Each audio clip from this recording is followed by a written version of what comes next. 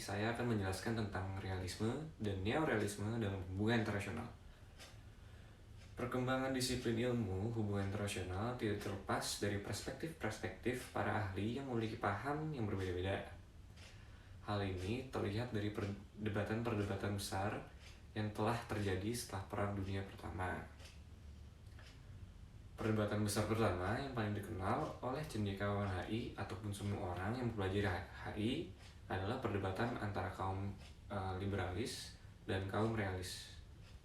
Nah, realisme telah menjadi teori dominan dalam hubungan internasional karena memberikan penjelasan paling kuat untuk keadaan berperang yang merupakan kondisi biasa kehidupan dalam sistem internasional.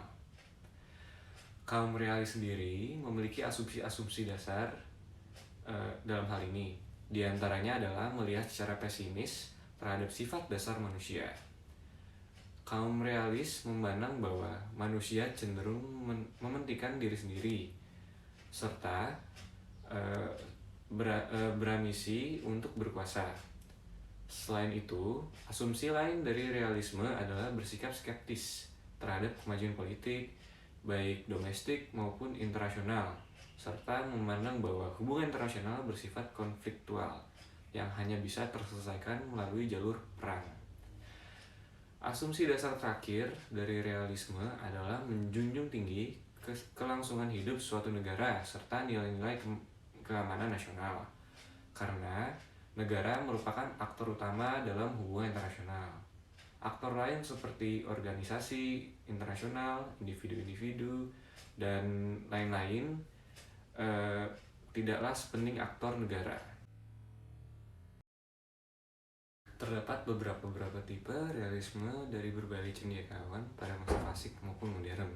Contohnya Thucydides pada tahun 430 sebelum Masehi dengan ide besarnya mengenai politik internasional yang didorong oleh perjuangan tanpa akhir demi kekuasaan yang berakar di alam manusia.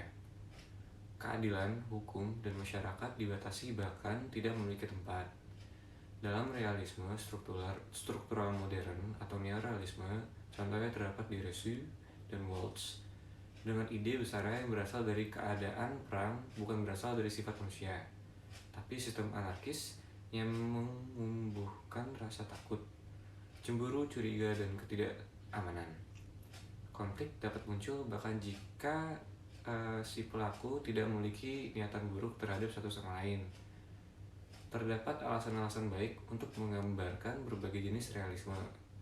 Pembelahan paling penting adalah antara mereka yang melihat realisme sebagai lisensi untuk mengambil tindakan yang diperlukan demi menjamin eksistensi politik, dan mereka yang melihatnya sebagai kondisi permanen konflik atau persiapan untuk konflik di masa depan. Dalam pandangan terhadap sistem internasional, kaum realis berpendapat bahwa negara merdeka dan politik dunia berkembang dalam suatu sistem internasional yang bersifat anarki, yaitu sistem tanpa adanya kekuasaan yang berlebihan, serta tidak ada pemerintah dunia karena negara yang memiliki peran penting sebagai aktor utama dalam politik dunia. Menurut Dunn dan Smith, kaum realis memiliki agenda pokok yang terus dibahas terkait asumsi dasar untuk menjunjung tinggi keamanan nasionalnya. Agenda pokok tersebut tidak terlepas dari 3 elemen penting, yaitu statisme, kelangsungan hidup, dan self-help. Statisme menggambarkan aktor utama hubungan internasional, yaitu negara sebagai penentu nasib dari negara itu sendiri. Survival atau kelangsungan hidup memperjelas bahwa pada dasarnya negara harus mempertahankan eksistensinya dengan cara memperluas kekuasaannya agar terhindar dari konflik dalam sistem internasional. Yang ketiga, self-help merupakan esensi yang menjelaskan tentang negara untuk bertahan di sistem internasional dengan power yang ia miliki karena tidak ada negara yang dapat menolong suatu negara itu sendiri dalam persaingan kekuasaan. Berbeda dengan kaum liberalis, seperti yang sudah dijelaskan pada The Great Debate, perdamaian dunia, menurut kaum realis akan terwujud bila Dibentuknya aliansi untuk membentuk balance of power atau kekuatan yang seimbang. Setiap negara memiliki hak untuk beraliansi dengan siapapun dan mengumpulkan kekuasaan nasionalnya demi menciptakan balance of power agar tidak mengganggu sistem internasional tetap seimbang. Terdapat paham baru yang dianggap sebagai realisme struktural seperti yang telah disebutkan di atas, yaitu neorealisme. Neorealisme muncul dari gagasan Kenneth Walsh pada tahun 1979. Sama halnya dengan realisme, neorealisme berfokus pada negara dan perilakunya, serta berusaha menjawab pertanyaan mengapa perilaku negara selalu terkait dengan anarki. Kaum neorealis berpendapat bahwa sistem internasional dipegang oleh manusia sebagai pengendali kebijakan apabila manusia benar dalam memutuskan dan menetapkan kebijakan. Sistem internasional akan berjalan lancar. Namun, apabila manusia salah dalam menentukan kebijakan, maka sistem internasional yang ada akan berantakan.